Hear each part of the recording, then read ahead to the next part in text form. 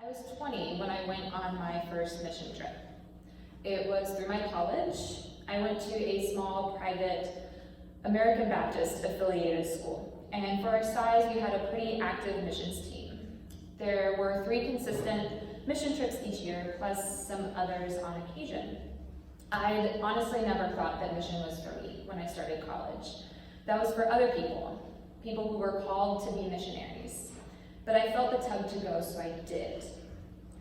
We took a week-long trip to Camden, New Jersey, where we worked with Urban Promise. They're an amazing organization that does some amazing work. If you haven't heard of them, I really encourage you to look them up. I could actually give a whole talk on them, but I'll spare you all for today. But what we did in Camden was to help them help others. We filled in where we were needed. So whether that was in their schools that they ran, their after-school programs that they put on, or just around the properties doing general maintenance. I loved it. That's actually when I realized that I wanted to teach middle school. I did it again the next year, and then my senior year, well, some of my friends went on the other mission trip, and they told me I needed to go to Nicaragua, which was that other option, the real one, if you will, because it involved more money and going outside of the United States, so real. So I thought about it, and I prayed about it. I, of course, was hesitant because, remember, I'm not a missionary. That's not what I'm doing. But let me take a step back for a second and go to our focus verse in Matthew 28. So in Matthew 28, verses 18 through 20, it says, "Then Jesus came to them and said, 'All authority in heaven and on earth has been given to me. Therefore, go and make disciples of all nations, baptizing them in the name of the Father, and of the Son, and of the Holy Spirit, and teaching them to obey everything I have commanded you. And surely I am with you always, to the very end of the age.'" So verse 18, Jesus says, "All authority in heaven and on earth has been given to me. I have this power. Therefore," in verse 19, "go." He has power. Therefore, he's going to share it with us as we go. He chooses to use us. Therefore, we need to go. Right? He has power. Therefore, we go. Okay, right. We get it. I get it. Go. But go where?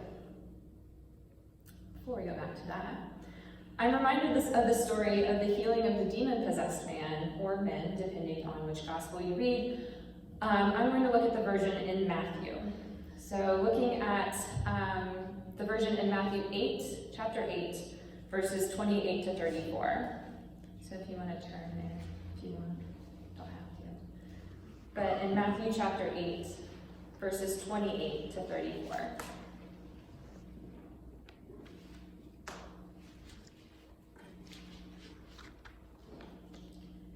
"When he arrived at the other side, in the region of the Gadarenes, 2 demon-possessed men coming from the tombs met him. They were so violent that no one could pass that way. 'What do you want with us, Son of God?' they shouted. 'Have you come here to torture us before the appointed time?' Some distance from them, a large herd of pigs was feeding. The demons begged Jesus, 'If you drive us out, send us into the herd of pigs.' He said to them, 'Go.' So they came out and went into the pigs, and the whole herd rushed down the steep bank into the lake and died in the water. Those tending the pigs ran off, went into the town, and reported all this, including what had happened to the demon-possessed men. Then the whole town went out to meet Jesus, and when they saw him, they pleaded with him to leave their region. They were afraid. They cared about the pigs more than the lives of the men. So Jesus left." Well, there's another part to that story that Matthew doesn't record. But it's in Mark chapter 5, verses 1 through 20, and Luke chapter 8, verses 26 to 39. So I'll read the version from Mark, because Mark and Luke give this extra detail that Matthew doesn't give. So in Mark chapter 5, sorry, all my bookmarks are falling. In Mark chapter 5, 1 through 20, the same story is recorded. But at the very end of the story, starting in verse 17, something's mentioned that's a little different. And so I'll read that. Mark chapter 5, verses 17 through 20. Then the people began to plead with Jesus to leave their region. As Jesus was getting into the boat, the man who had been demon-possessed begged to go with him. Jesus did not let him, but said, "Go home to your family and tell them how much the Lord has done for you and how he has had mercy on you." So the man went away and began to tell in the Decapolis how much Jesus had done for him, and all the people were amazed. So the man begs Jesus to come. But what does Jesus say? No. He says no. He says, "You are called elsewhere." These people were scared of Jesus. They begged him to leave. They never would have listened to him. They needed to hear it from one of their own. And it says in verse 20, all the people were amazed at his testimony. The man was called to stay. So back to Camden for a few. I worked fundraisers like I was going to go to Nicaragua, but it just didn't sit right with me. I talked with the mission team sponsor, and he agreed. I shouldn't go. That wasn't where I was called.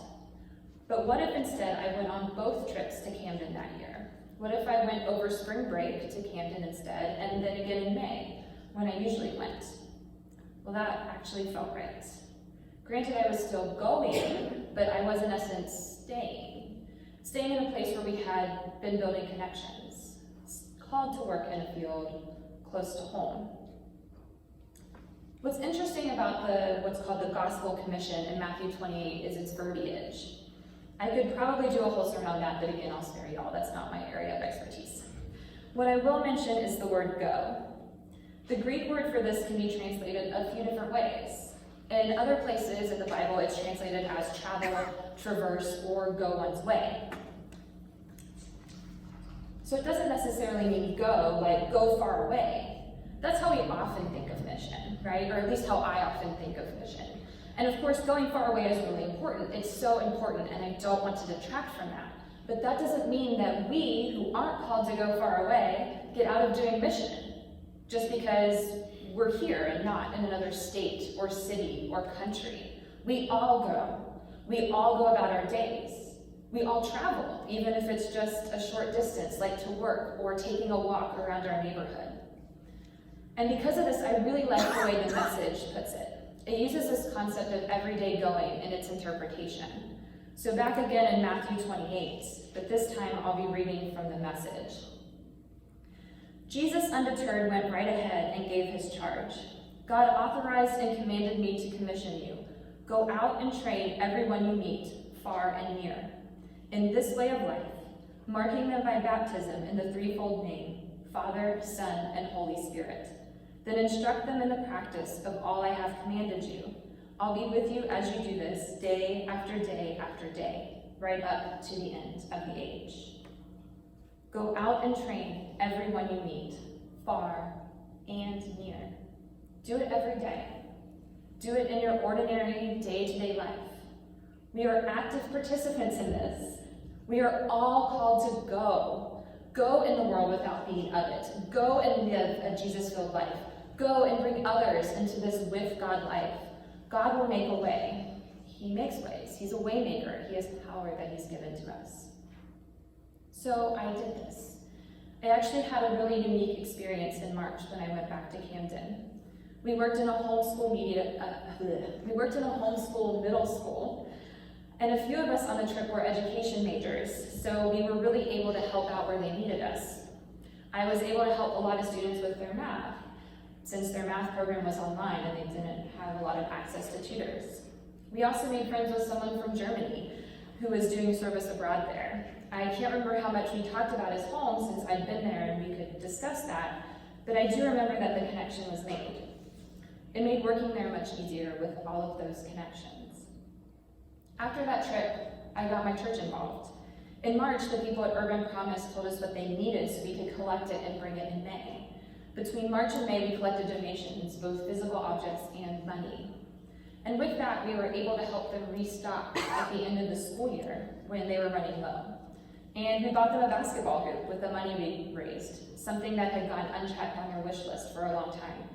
Just think of what they could do with something as simple as a basketball hoop. God used it.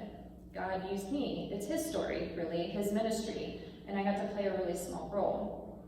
And in the process of doing that, in the process of serving others, I found the role God wanted me to play in his story. It was in Camden that I first discovered I wanted to teach middle school. I'm not doing that now, but I was very middle school adverse before that, and actually I am convinced that preparing to be a middle school teacher has really made me a successful college instructor. Really, following where God called, let him show me more of who I am. But we need to finish the demoniac story too, except we don't see him again. We don't know exactly what happened to him, other than he went proclaiming what Jesus had done, like he was commanded, and is said in Mark 5. But we may be able to see the effects. We actually see Jesus ministering in the same area a few chapters later in Mark chapter 7 and 8. And so in verses 31 to 37, it's mentioned that Jesus does healings, and he's welcomed into that area. And then in Mark 8, which if we are to take it chronologically as is implied in the text, that's where Jesus feeds the 4,000 men, probably more like 12,000 if we include women and children. But if this was the same area, which it is in the text, it seems like it is, then the healed man had gone through this region proclaiming what Jesus had done for him. And maybe these people, or at least some of them, had heard his story. Maybe they were curious about who Jesus was, so they came looking, and Jesus fed them, both physically and spiritually. The man was called to stay, but not passively stay. He was called to stay local, but to go and minister in his community. We're a church plant. We have a mission statement: to go and make disciples in Jesus' love. We are called to this mission. All of us are commissioned. All of us are given the power Jesus has. He is here among us, working in our midst. We just have to go. So, how are we called to go? How do we minister? What are you specifically, each and every one of you? What are your gifts? What are you called to do? How can you use them? And maybe you don't know, and that's okay. Let's figure it out, not right this second. But as we go and as we serve God in our mission, he will reveal more of who each of us really is. By serving God through serving others, we become more of who God meant us to be. So whatever we are called to do, God has made a way. That's who he is. We are called to make disciples as we go, and he gives us the power to do that. And in his power, he will grow us into who we are meant to be and put us where we need to be.